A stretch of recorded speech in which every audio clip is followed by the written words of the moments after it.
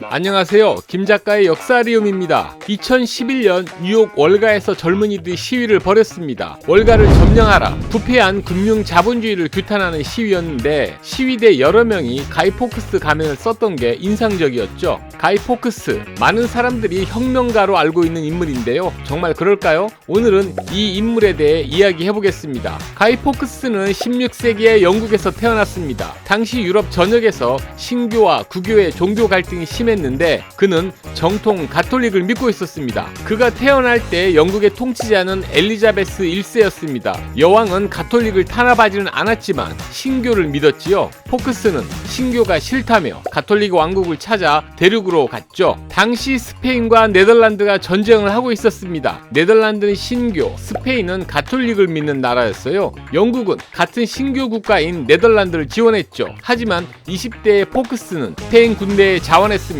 1603년 엘리자베스 1세가 사망했습니다. 이어 왕이 된 제임스 1세도 신교인 영국 국교회를 우대했죠. 그러자 영국 내에서 신교를 몰아내기 위한 음모가 꾸며집니다. 반란을 주도한 인물은 로버트 캐츠비라는 귀족이었어요. 캐츠비는 왕을 제거한 후 9살 공주를 왕에 추대하려 했습니다. 그 다음엔 배후 조종을 하면서 가톨릭 왕국을 선포하는 거죠. 캐츠비는 국회의사당 지하에 화약을 설치하기로 했습니다. 의회 개원 때 터뜨리면 왕, 귀족, 의원을 한 번에 보낼 수 있겠죠. 이른바 원펀치 올킬을 노린 겁니다. 바로 이 팀에 포크스가 합류했어요. 폭약을 잘 다뤘거든요. 의회 개원일이 늦춰지면서 거사 날짜는 1605년 11월 5일로 결정됐습니다. 포크스는 의회 지하 석실에 화약을 쌓고 장작 더미로 가렸지요. 그런데 돌발 상황이 터졌습니다. 팀원 중 누군가가 같은 편인 의원에게 폭파 계획을 알려준 거예요. 폭파 당일에 등원하지 말라고 슬쩍 경고한 건데 그 의원이 고민 끝에 왕에게 음모를 털어놓았습니다. 의사당 폭파와 대량 학살을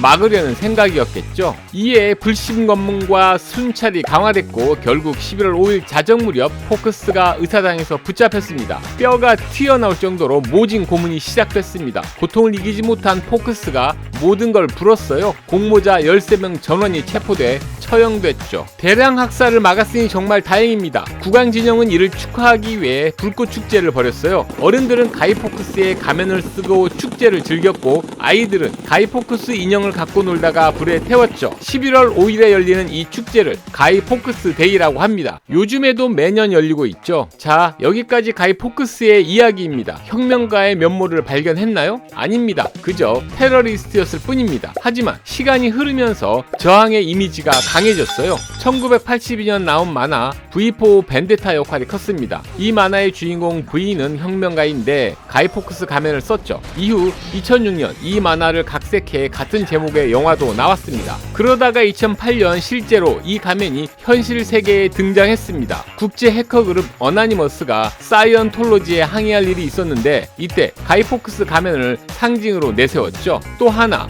오늘날 친구, 동료를 뜻하는 영어 단어 가이, 이 또한 그의 이름에서 비롯된 겁니다. 정말 놀라운 변신이죠. 뭐 세상은 늘 변하는 법이니까요. 그나저나 가면 없이도 잘 살 수 있는 세상은 언제 올까요? 지금까지 김 작가의 역사리움이었습니다.